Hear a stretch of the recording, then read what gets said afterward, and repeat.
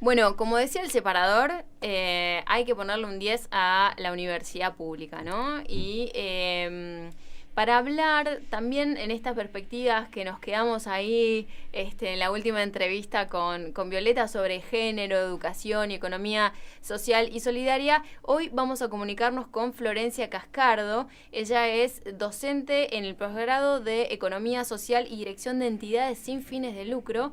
Es investigadora del Centro de Estudios de la Economía Social, CES, y miembro de la Red Interdisciplinaria de Estudios de Género, y se desempeña en la UNTREF. Estamos con ella al aire. Muy buenos días, Florencia. Hola, Nadia, ¿cómo están? ¿Cómo te va? Bien. Muchísimas gracias por poder comunicarnos hoy, por poder disponer de estos minutos para poder hablar con vos. Vos pertenecés también a la RUES. Claro, exacto, a la red que agrupa las distintas universidades que trabajan en torno a la economía social y solidaria. Fantástico. Florencia, y como adelantamos, bueno, un poco vos estás involucrada en actividades de investigación también con temas de género y economía social y solidaria. Y en ese sentido, queríamos preguntarte qué implica incorporar la perspectiva de género en la economía y en particular en el marco de la economía social y solidaria. Claro.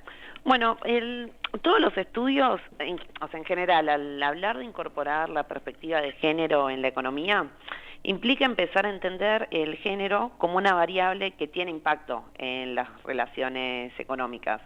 ¿Sí? Esto pensándolo en contraposición a los que son los enfoques más tradicionales de la economía, ¿no? Donde se estudia como un método maximizador, racional y sobre todo centrado en los mercados, ¿no? Entonces, a partir de la incorporación de la perspectiva de género de la mano de la economía feminista, se empieza a cuestionar toda esta concepción de que economía es eso que pasa en el mercado, ¿no? Ese trabajo productivo que se intercambia en el mercado a cambio de dinero, mercancías, dejando de lado todos los otros trabajos que se realizan, que también permiten la supervivencia de las personas y la reproducción de la vida. Puntualmente se hace foco en el tema del trabajo no remunerado, sí, que es el trabajo que se lleva en los hogares y que, a diferencia del que es el trabajo remunerado, el trabajo productivo, se lleva a cabo en el mercado. Y esta separación, ¿no?, entre que uno es remunerado y otro no, implicó una invisibilización de todos estos trabajos que son desempeñados en su mayoría por las mujeres. Claro. Bien. Claro. Florencia, ¿qué tal? Te habla Sebastián. Hola. Acá Nadia me comentó que hicieron un informe sobre mujeres y el mercado laboral en Argentina y queríamos saber cuáles eran los principales resultados, ¿no?, que surgieron de ese informe. Sí, este informe es un informe en base a los datos que publicó la EPH hace unas semanas sobre el segundo semestre del 2018, ¿no? E implica también ver en números, ¿no?, en concreto, que esto no es una idea, ¿no?, que tenemos quienes laburamos estos temas, sino que esta cuestión de género tiene un impacto real que se traduce en los números cuando ves los grandes agregados macroeconómicos.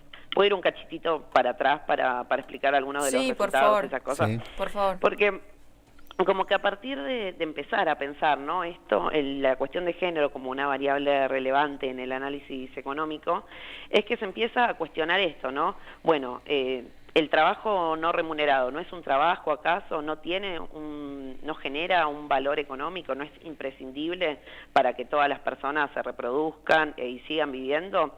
Sentido que vos podés ir a trabajar, ¿no?, a cambio de obtener un salario, con eso comprar, no sé, un paquete de harina, pero si ese paquete de harina no se convierte en pan, en tarta, en alguna otra cosa, y tampoco va a servirte para satisfacer las necesidades alimenticias, por ejemplo, ¿no? Y ni hablar de todo el trabajo de crianza, de cuidado, que es el que permite también la generación de fuerza de trabajo, ¿no?, que es la que reproduce al sistema.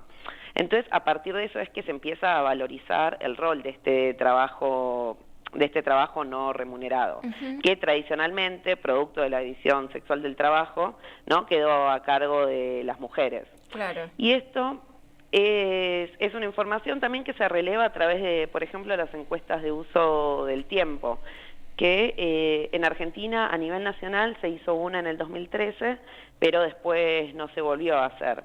Y por ejemplo ahí se ve que es muy fuerte la diferencia. Ahí ves que las mujeres, por ejemplo, destinan 6,4 horas en promedio diarias a trabajo no remunerado, mientras que en los varones es de 3,4 horas. O sea, ahí tenés unas 3 horas de diferencia, claro, ¿no? Claro.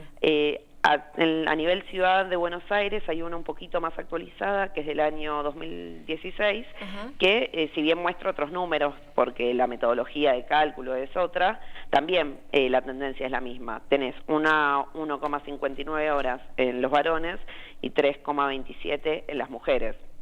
Digo esto también como para graficar un poco, ¿no? Que no es una idea que tenemos las feministas, ¿no? De que hacemos el trabajo no remunerado, sino que efectivamente a través de los estudios y las mediciones se puede visibilizar esta situación. Claro. Sí, tal cual.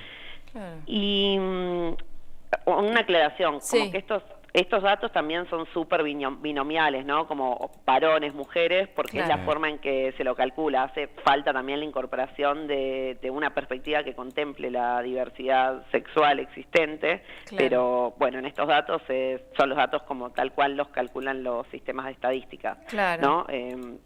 Y bueno, tomando esto, ¿no? Pensando esto también es cómo esta desigual carga de trabajo no remunerado, trabajo reproductivo, implica una dificultad en el acceso al trabajo reproductivo, ¿sí? Al trabajo productivo, perdón, al insertarse en el mercado de trabajo. Claro, salir No a es lo buscar mismo. trabajo, por ejemplo, cuando uno tiene que de ahí definir qué hacer, ¿no? Si se dedica esas horas a la actividad del cuidado o cómo lo resuelve, ¿no? Exacto, porque las mujeres terminamos teniendo una carga de una doble jornada laboral, ¿no? Claro. Porque Claro. vas, trabajás en una empresa, en una cooperativa, en el sector público, donde sea, y volvés a tu casa y tenés toda esa carga de trabajo no remunerado que hace que la carga total de trabajo sea mayor.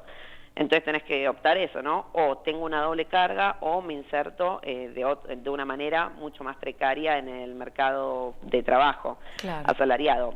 Y que esos son los datos que recoge la EPH, ¿no? Que es lo del informecito que había comentado antes. Claro. Entonces, ahí vemos, por ejemplo, que las mujeres somos el 51% de la población, o sea, apenitas más que la mitad. Pero cuando vemos los datos del mercado de trabajo, vemos que de cada 100 personas ocupadas, 43 son mujeres y 56 son varones. Claro. ¿Sí? Claro. Vemos que hay una diferencia. Y ahí nos preguntamos, ¿no? Si toda esta carga no tiene que ver también con las posibilidades reales y efectivas de insertarse en el mercado de trabajo. Claro. Entonces, cuando vemos eso, ¿no? Datos como la tasa de actividad, tasa de empleo, que son los datos que miden la población inserta en una relación asalariada, vemos que es mucho más baja la participación de las mujeres. En cambio, cuando vemos los datos, por ejemplo, del desempleo, ahí vemos que la tendencia es al revés, ¿no? Que el segundo trimestre del 2018, según los datos del INDEC, el desempleo estaba en 9,6%, mientras que siendo para las mujeres 10,8% y para los varones 8,7%. Claro. ¿No? Y ahí vemos cómo efectivamente hay realmente una tendencia a una mayor dificultad de conseguir trabajo por parte de las mujeres, que se acentúa mucho más cuando vemos los distintos rangos, las distintas franjas etarias. Por ejemplo, en las mujeres de hasta 29 años, la tasa de desempleo asciende a 31,6%, que es muchísimo más alta Claro. que el promedio. Claro.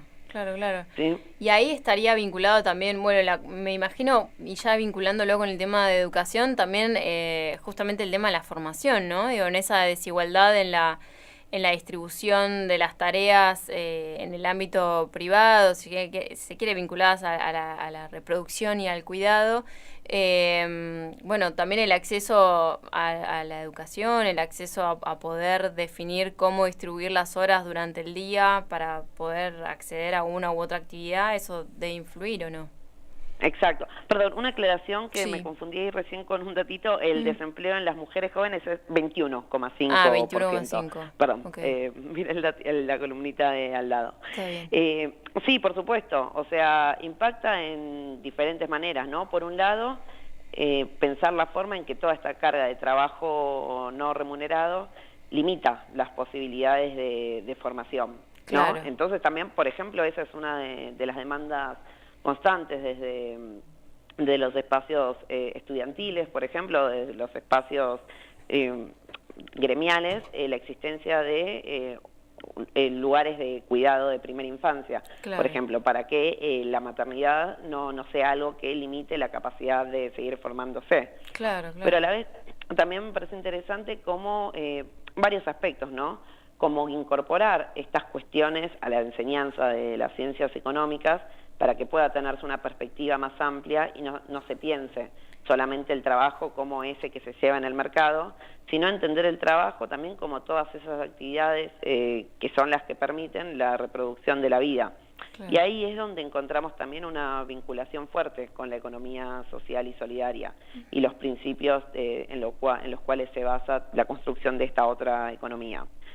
Claro. Y por otro lado también esta cuestión de una educación que vaya rompiendo de a poco los estereotipos que son los que reproducen estas desigualdades, ¿no?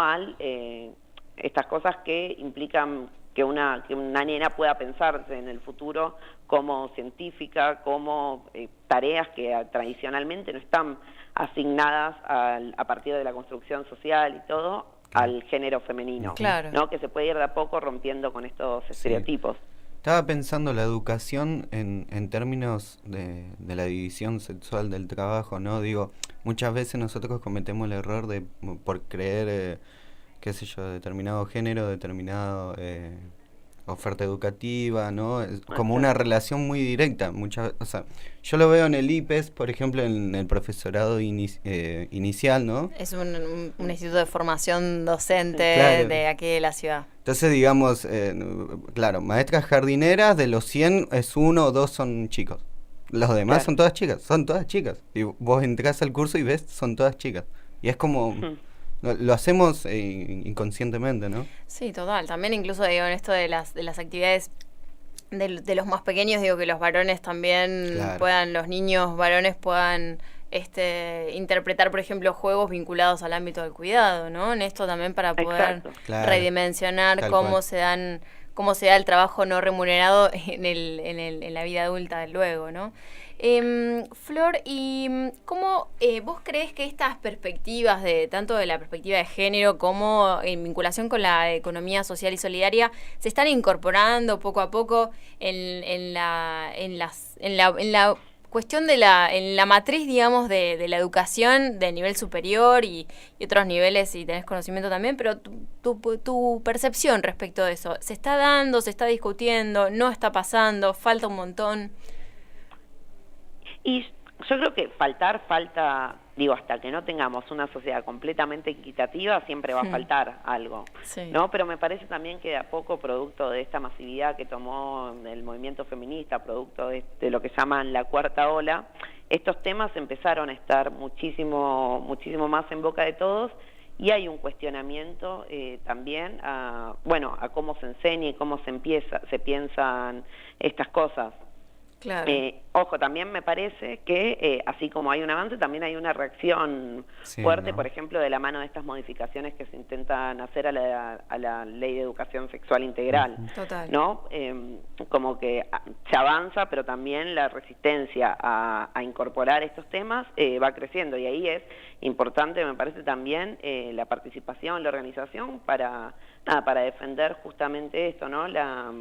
El derecho a una educación más equitativa con perspectiva de género. Claro.